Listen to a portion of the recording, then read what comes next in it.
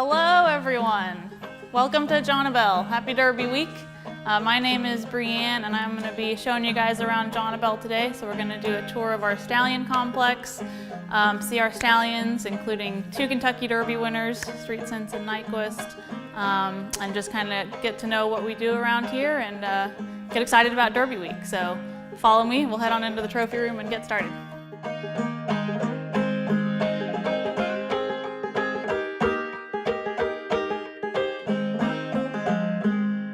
So, as I said, welcome to Jonabell Farm. Jonabell is part of Godolphin, which is a global thoroughbred breeding and racing operation. And so Godolphin, we have breeding farms and racing stables all over the world. So we're in America, Europe, Japan, Australia, and of course in Dubai. And here in Kentucky, Godolphin has 6 thoroughbred farms and a little over 6,000 acres of land. So we have a couple hundred mares and 10 stallions here at Jonabell. So today we'll be focusing mainly on the stallion side of our operation. So our stallion business is called Darley, and we've got around 60 or 70 stallions around the world that stand under the Darley brand.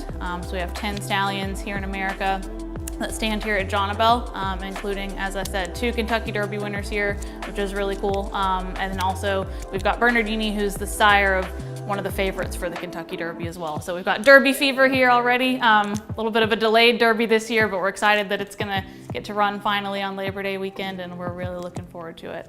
So we're gonna head on outside, give you a little bit of a history of the farm, and then walk into the barn and see the stallions. So let's go out the door this way.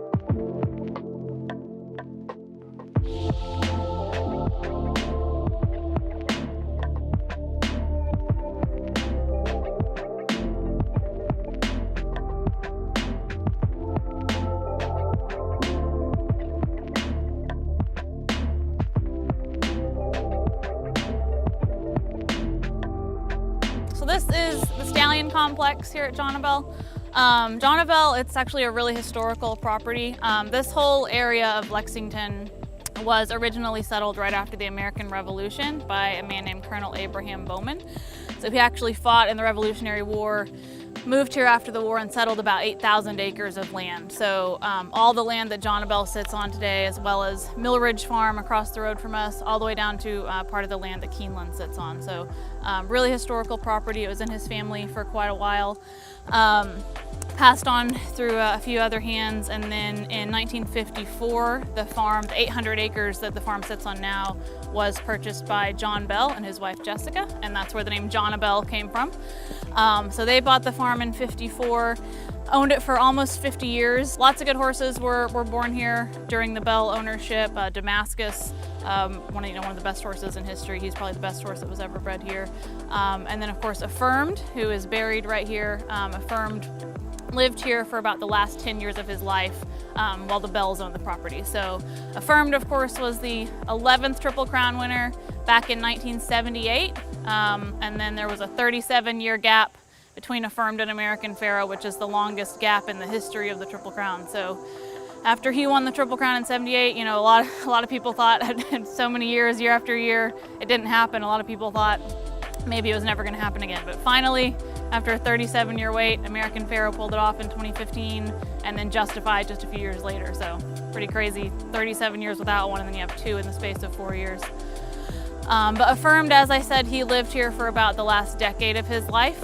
So he came over here in the early 90s to Jonabell, lived here for about 10 years until he died in 2001. But Affirmed is actually buried whole under his statue. He's the only horse on the farm that's buried whole. Every other horse that's buried on the farm is cremated, but it's pretty cool he's buried whole under his statue there. So we're very, very fortunate to have a Triple Crown winner buried on the property. The first stallion retired to stud here is Street Cry, who's buried right over here. So he's really special to us. He was a great racehorse for Godolphin. He was a homebred. He won the Dubai World Cup, and he also came over to Churchill Downs and won the Stephen Foster, which is a grade 1 at Churchill. And so he retired to stud here in 2003. He immediately hit the ground running. In his very first crop, he had Street Sense, who we'll see in just a few minutes, who won the Kentucky Derby. He also had Street Boss in his first crop, and of course Zenyatta, one of the greatest mares of all time, was in Street Cry's first crop as well. So a heck of a first crop. And then he also in recent years has had a mare down in Australia named Winx. who is probably the greatest Australian racehorse of all time. So pretty incredible to have, maybe, the best American race mare of all time and the best Australian race mare of all time by the same stallion. Pretty amazing. But so he's been cremated. He is buried under his statue here, and so we made a statue for him as well, just to pay tribute to everything that he's done for our operation here. If it weren't for him, we wouldn't have hit the ground running and really got off the bat. He kind of made Darley America as a brand and really got us going. So we're very, very grateful to him and everything that he did for this farm. So we'll head on into the stallion barn now and get to know a few of the stallions. Go and see Street Sense and Nyquist. So now we're taking a look at a few of our stallions. First of all, we're going to have a look at Street Sense, who was one of our 2 Kentucky Derby winners that stand here. So Street Sense won the 2007 Kentucky Derby. He was bred and owned while he was racing by Jim Taffel, and Carl Nafster trained him. So he was champion 2-year-old in 2006. He won the Breeders' Cup Juvenile by about 10 lengths under Calvin Burrell, and was champion 2-year-old in 2006 after winning that big Breeders' Cup Juvenile, and then came back as a 3-year-old the next year in 2007 and won the Kentucky Derby. And that actually made him the first horse in history to win the Breeders' Cup Juvenile and the Kentucky Derby. And since he did that, only one other horse has done it, which is Nyquist, who we'll meet here in just a couple minutes. So pretty special to have the only 2 stallions to win the Breeders' Cup Juvenile Derby double are both here at Jonabell. But Street Sense, after he won the Kentucky Derby, he went up to Saratoga, won the Jim Dandy and the Travers as well. And he's actually the last horse to win the Kentucky Derby and the Travers double as well. So really impressive race record. And a lot of times I'll say, what he did winning the Breeders' Cup Juvenile, the Kentucky Derby, and the Travers in some ways is almost as hard as winning the Triple Crown. It's 3 really big races, 3 of the most important races in the country, spread over almost a 10-month period. Very, very hard to do, to stay, at that level for that long, and to be able to consistently, be the best in your crop in the Breeders' Cup, the Derby, and the Travers. So incredible racehorse. So we acquired him from Mr. Taffel, brought him here to stand at Studs the next year, and he's just gone on to be one of the top stallions in the country. He stands for a $75,000 stud fee now. He's had a bunch of Grade 1 winners: Obby K, Sweet Reason, Wedding Toast, Callback, and then the last couple of years has really been on a roll with Mackenzie, who's a 4-time Grade 1 winner, and now Maxfield, who runs in our colors, who won the Breeders' Futurity at Keeneland last fall. So he's actually, Street Sense is the only stallion with 4 graded winning colts on dirt this year in 2020. So having a heck of a year, and just going from strength to strength. So this is Nyquist. So he's the 2016 Kentucky Derby winner. He was owned while he was racing by Paul Reddam. So Mr. Reddam bought him at the 2-year-old sales at Face of Tipton in Florida for $400,000. He's a son of Uncle Mo, who's one of the hottest young stallions in the country. Mr. Reddam named him Nyquist after one of his favorite hockey players. He's named after Gustav Nyquist. So that's where he got his name from. And it's kind of fun. He's got his first 2-year-olds on the track right now, and we're seeing a lot of them with hockey-themed names, which is really cool. But after he was bought at the sales, he went into training with Doug O'Neill as a 2-year-old, went out to California, and was undefeated in 5 starts as a 2-year-old. So was one of the best 2-year-olds we've had in a long time. Broke his maiden first time out at Santa Anita, went to Del Mar, won the Grade 2 Best Pal, then won the Del Mar Futurity, the Front Runner, and then shipped here to Keeneland and won the Breeders' Cup Juvenile. So 3-time Grade 1 winner as a 2-year-old, undefeated in 5 starts, and then came back the next year as a 3-year-old, won the San Vicente out in California, shipped cross country to win the Florida Derby, and then went to Churchill Downs and won the Kentucky Derby. So he was undefeated in his first 8 races.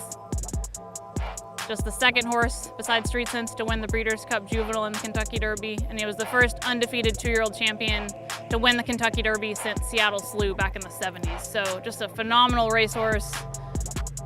Great pedigree, obviously being a son of Uncle Mo. So he was really well received immediately when we retired him to stud here in 2017. So he stands for a $40,000 stud fee, has been at that level since he started, and has been booked full. About 150 mares would be a full book here at Jonabell, and he's been booked full every year. And it's pretty impressive, for a stallion to start off at 40,000 and stay at their original fee, continually breeding a full book every year. A lot of stallions you'll see be discounted, later on in their third and fourth year, but he's been just as popular, if not more popular, this year in his fourth year than he was in year one, which is incredible.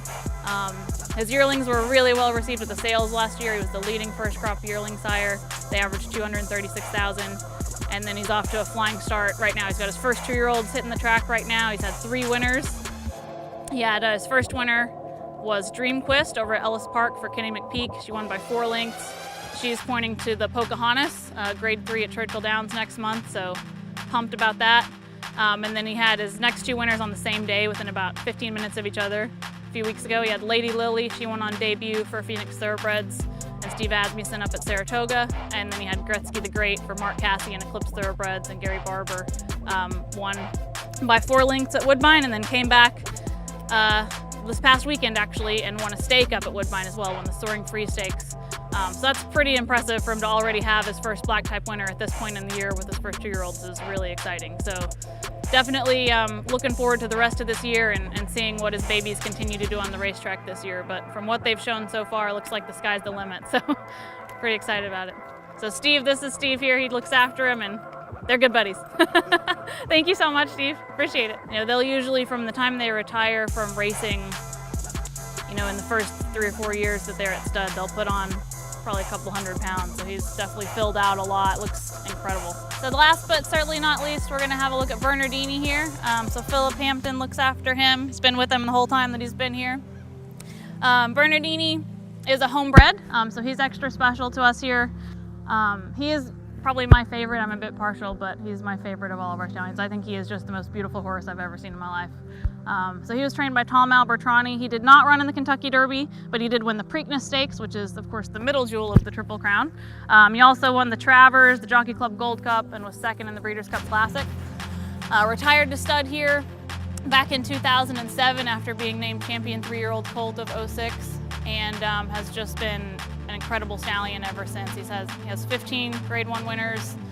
He's turned into probably the best young broodmare sire in the world. He has 9 Grade 1 winners as a broodmare sire already, which as a 17-year-old stallion, no stallion in history has ever had more Grade 1 winners as a broodmare sire at age 17 than Bernardini does right now.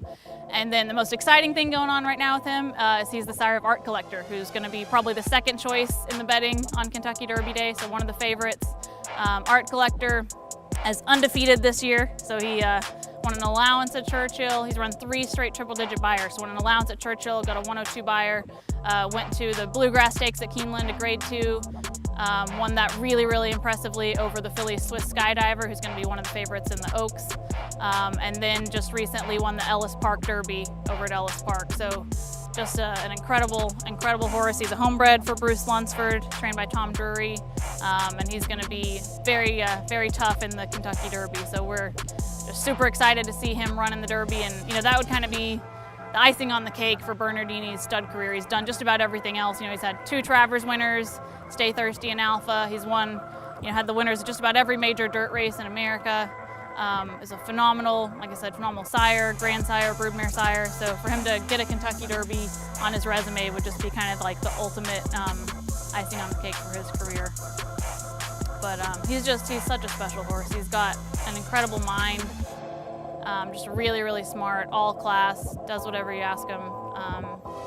Just really lucky to have him. So.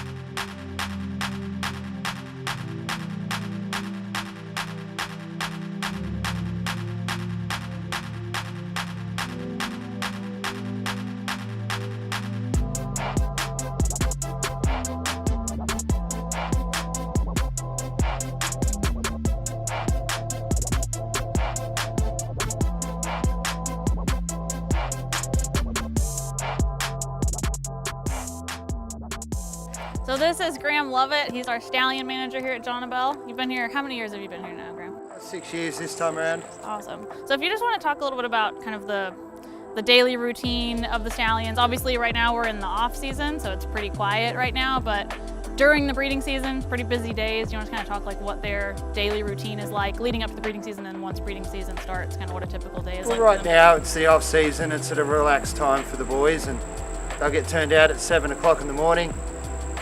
We'll bring them in at 12 and give them a bath, and the quick groom. That's about it. That's all we really do with them this time of the year. Let them rest. Dinner time's at 3:30, and then we repeat the process the next day. About the start of November is when we'll start exercising the boys and getting them ready for the breeding season. And we'll start the water aquatread. And they'll be in the aquatread for a good 10 minutes every day leading up to the season. We did it last year for the first time, and we noticed a significant difference with most of the boys. It tightened them up, and they were a lot fitter coming into the season. And it's the same routine all year round, and the only change between breeding season and off season is we have 3 breeding sessions thrown in amongst that. It's just 7 o'clock, 7:30 in the morning, 1:30 at lunchtime, and 6:30 in the evening. And we just like to keep that same routine for the boys, and yeah, it works. And who likes the aquatread the most? Well, I will have to say Nyquist. He loves it, but none of them don't mind at all. They work well.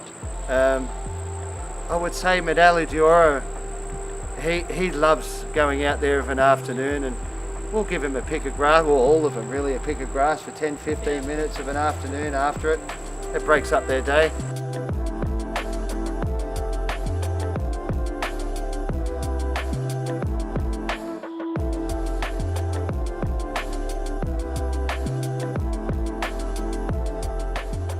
So here we are in our breeding shed. So I thought I would just walk you guys quickly through kind of the breeding process and sort of what goes on leading up to the breeding season, and give you a little bit more insight into the stallion business and kind of what goes on in the stallion business. So our breeding season in the Northern Hemisphere runs from middle of February through the end of June. So it's about 4.5 months long. It's all live cover in the thoroughbred industry, so there's no artificial insemination. It's not allowed. So every mare that's going to be bred to one of our stallions has to physically come here and be bred in a natural mating, or what we call a live cover. And we'll usually set our stud fees for the upcoming breeding season in October or November, so that mare owners have a few months to kind of make their mating decisions before the breeding season starts in February. And so when we're setting stud fees for the stallions, like for a new stallion just off the racetrack, their initial stud fee is going to be based on their race record, their pedigree, and their conformation, which is what they look like physically. And then, so that's obviously like with Nyquist, for example, when he first retired to stud in 2017, we set his fee at $40,000. It stayed at $40,000 every year. And then now he's got his first 2-year-olds hitting the track this year. So once a horse's first 2-year-olds hit the track in their 4th year at stud, that's when you're going to watch to see how those 2-year-olds run. And then from there on out, their stud fee is either going to go up or go down depending on how their runners are doing on the racetrack. So kind of their race record and their pedigree a little bit kind of goes out the window at that point, and then it's all about what are the babies doing on the track. And so with Nyquist, fortunately, he's doing great. He's already got a stakes winner, like I said. He's got 3 winners, so hopefully they'll keep coming out running, and his stud fee will get to go up next year. That's the hope. That's what you dream of. And so then from there on out for the rest of their life, every year you just kind of reevaluate what runners, what results they've had on the track over the past year, their sales results and sales averages as well, and decide every year, does the stallion need to just stay the same as where he was last year? Does his stud fee need to go up, or does his fee need to go down? And we'll publish those fees in October or November. At that point, mare owners can start inquiring about mares that they'd like to breed to particular stallions here. We limit each of our stallions to about 150, maybe 155 mares per breeding season. So that's our kind of our own company policy that will limit them to about that number. But it's not a first come, first serve basis. So it's not the first 150 mares that call and want to, be bred to Nyquist automatically get a spot. It's actually, we go through kind of a selection process. So each mare that gets submitted for a stallion, we're going to look at that mare's pedigree, race record, and her produce record. So what babies has she, produced on the racetrack, if she's already had babies that have run, her age, her fertility history, lots of factors that we're going to look at with the mare when we're deciding whether to accept that mare. But if we like your mare and we think she's a good match for Nyquist, for example, we're going to both sign a contract saying that she's going to be bred to him in the upcoming season. And then once the breeding season starts in February, The actual day and time that she's going to come here to be bred depends on her estrus cycle. So mares have about a 21-day cycle, so they ovulate about once every 21 days, and we want to breed her in about the 24 to 48 hours prior to her ovulation. And as Graham said earlier, our breeding times, we breed 3 times a day during the breeding season. So our breeding times are about 7 a.m., 1 p.m., and 6 p.m. So our stallions each have 3 appointments available basically every day that they're available for mares to come and be bred. And so this is the breeding shed right here. So this is where it all happens. We're in the receiving area right now. So this is where the mares will come in and get teased. So we'll have a teaser stallion in here. So we'll bring the mare in, get her teased, and then she's ready to go into the shed. So we'll kind of walk through and just do a quick little walk through one of our actual sheds here. So we actually have 2 breeding sheds in this building. We usually just use one at a time. So this is one of our sheds in here.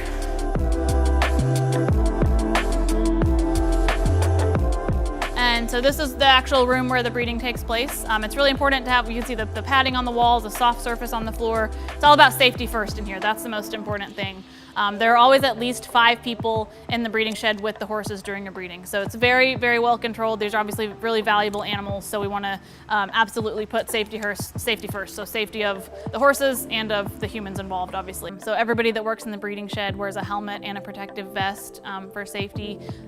Both horses are handled, so it's just very important that we make sure that everybody is kept safe. That's the most important thing. Graham, our stallion manager, who you guys met earlier, will kind of oversee everything, make sure everything goes smoothly. And then Natalie, our vet, is also in here for every breeding as well. But it's typically a pretty quick process. I'd say they're in here for about 5 to 10 minutes on average. Nyquist is probably our most efficient breeder. He's usually in here for about 30 to 60 seconds probably. So he loves his job. But all of them are definitely good at their job. They like the ladies, and yeah, usually 5 to 10 minutes they're in here, and that's all it takes. And then as soon as they're finished, the mare will go right back to her trailer and head on home. So the mares that come to be bred here, they're only here for probably about 20-30 minutes altogether. They get vanned over from the farm where they live, get bred, head right back home. So it's quick in and out. And then once the mare gets home, about 2 weeks later, they can ultrasound her to check for pregnancy. So hopefully she got pregnant. Hopefully about 11 months later, she'll have a baby. So it's an 11-month gestation. And then that's when we get paid our stud fee. So stud fees in the thoroughbred industry are a live foal guarantee. That's pretty much industry standard, which means you don't pay a stud fee unless your mare gets pregnant and actually delivers a live foal. And then the fee is due after the baby is born. And I'd say on average, probably about 80% of mares bred will produce a live foal. So pretty good odds. But so that's just kind of a quick overview of the breeding process and what we do here. If y'all have any questions about that, just be sure to ask them in the comments and we'll type back our answers when this airs. But just kind of a quick overview of the breeding process. The stallions are about to get fed their afternoon meal. So they get fed every day at 3:30 in the afternoon. Most of them get fed twice a day, so about 5 o'clock in the morning and 3:30 in the afternoon. A couple of them also get an evening feed, but most of them are fed twice a day. So we'll walk over to the stallion barn and watch them get fed their afternoon meal to finish up. So.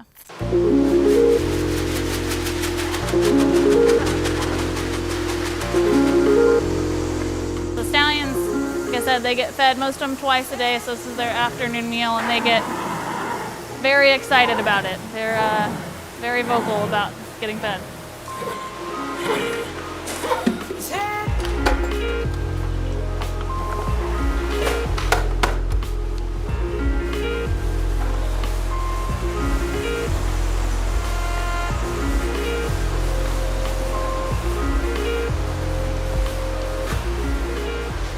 Hard Spun here was actually second, and he held on for second. Curlin was 6 lengths behind him in third, so one of the best derby fields ever.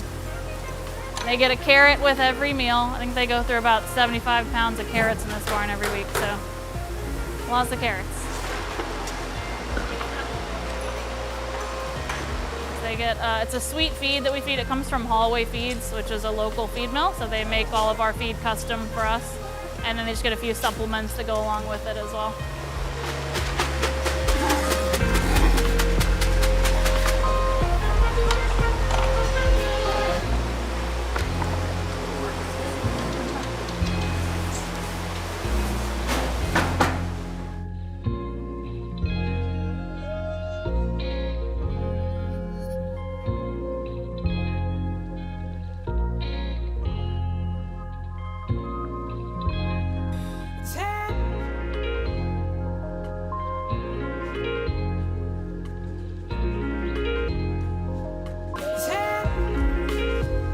thank you all so much for tuning in and watching today. Happy Derby week, everybody. Hope everybody really enjoys watching the Derby from home this year. But thanks so much for watching and learning a little bit about our Kentucky Derby winners and what we do around here. If anybody has any questions at all about anything that we talked about during the tour or anything that we didn't talk about that you want to know about, just put your questions in the comments and we'll get back to you and answer those as quickly as we can.